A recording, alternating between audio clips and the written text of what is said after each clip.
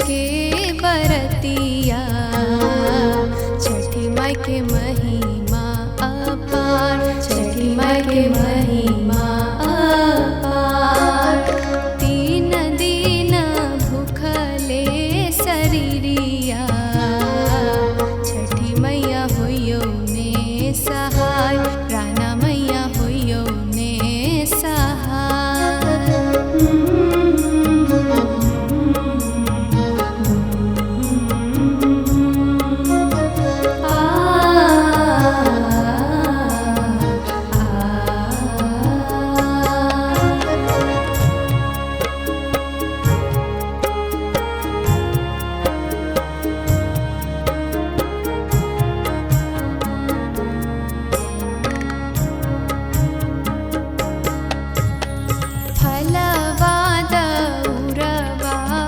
सजल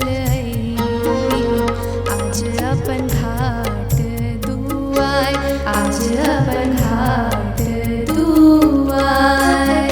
धूप दीप सो घाट जगमग, हाथ जोड़ी करै छी ध्यान, छठी मैया करै छी ध्यान।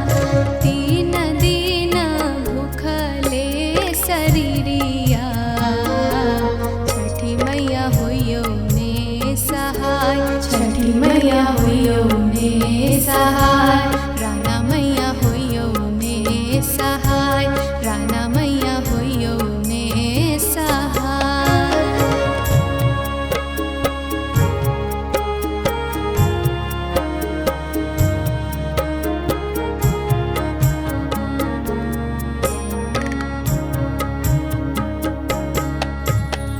कोढ़िया के काया दियो छठी मैया, अंधरा के अखियाँ दियो, अंधरा के अखियाँ दियो। बाझिन के पुत्र दियो माँ, दुखिया के दियो सुख अपार, दुखिया के दियो सुख अपार। तीन दिन भूखले शरीरिया छठी मैया होइयो ने सहाय, छठी मैया होइयो ने सहाय। राना मैया होइयो ने सहाय, राना मैया होइयो ने सहाय।